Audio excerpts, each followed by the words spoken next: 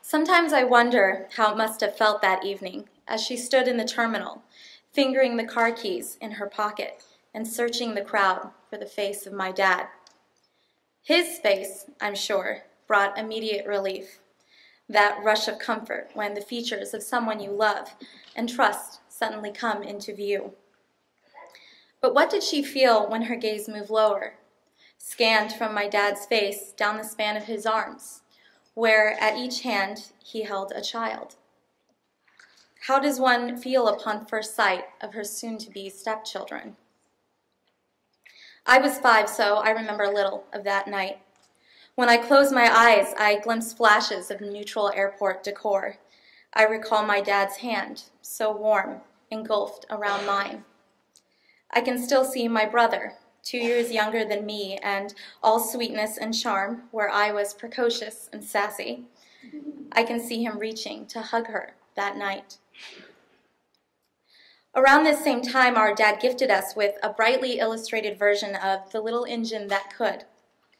Most are familiar with the story of the small engine that saves the string of stranded train cars full of toys and goodies for children just over the mountain pass. Assuming a duty far beyond what is typically expected of her, the engine struggles up the tree-lined incline, sweat beading along her metallic brow, a determined chant pounding in her mind. I think I can. I think I can. The early years were rough. We had many happy moments, camping trips and movie nights, school award ceremonies, and walks through the neighborhood after dinner. Blending a family is rarely easy work, though, and this is when the wondering begins for me. I am about the age, give or take a year, when Rosie became our stepmom, and I cannot imagine the daily difficulty of wrangling with the child, grappling with her parents' divorce, all mixed up with the fairly typical obstacles of childhood. If she ever doubted the choices she made, I couldn't tell. She packed our favorite kinds of sandwiches in our lunch boxes and rubbed our heads when we were sick. She made her way painstakingly over and over across the thin tightrope that bridges transition and familiarity. I see her at school drop-offs, nighttime tuck-ins, throughout tantrums. My own confused rage, the soundtrack rattling off bedroom walls that she'd helped decorate. And I imagine, beneath all that, her steady voice, undetectable to me then, but so clear to me now. I think I can. I think I can. We made it through. Eventually, the tightrope wore at an edge and fell away. Instead of my stepmom, she was simply my other mom.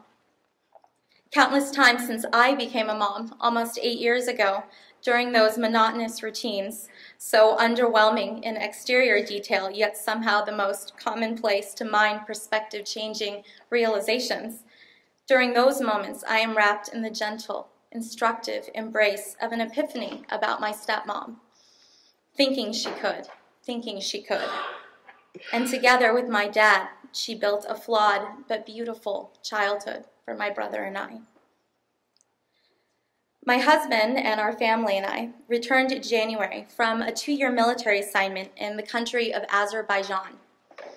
It was there in Azerbaijan that my stepmother's chant, I think I can, took on new meaning for me.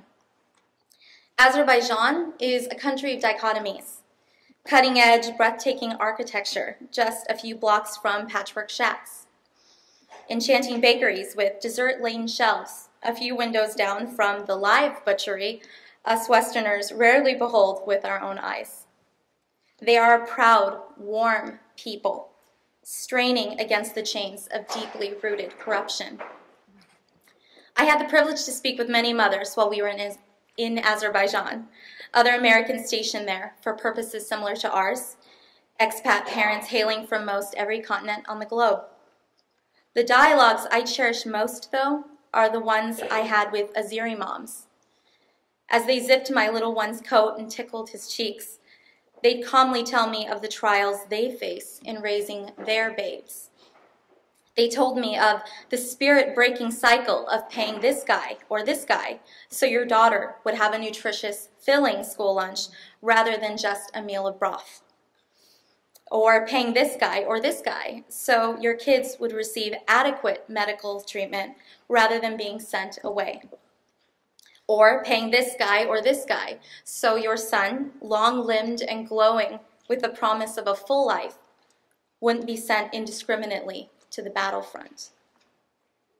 It empties your pockets, but your heart never comes close to running empty, does it?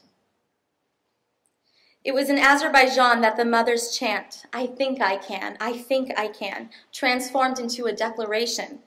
Eyes blazing, jaws set, these Azeri mothers told me, not the crackle of family arguments, not the quicksand of extortion, not the barrel of a rifle across the point of contact pointed at your darling's chest.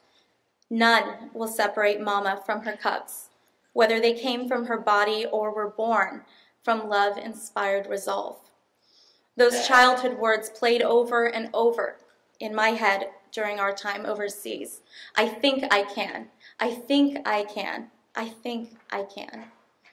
And it is those mothers, it is us mothers, who will have a moment in the twilight of that trek up the mountain. Maybe we'll be on the perimeter of a rowdy passel of grandkids playing on the lawn. Perhaps during a lull at a wedding party you worried might never come to pass during the darkest hours of a deployment. We'll look at our babes that broke us and built us, and we'll say, I thought I could. I thought I could. Thank you.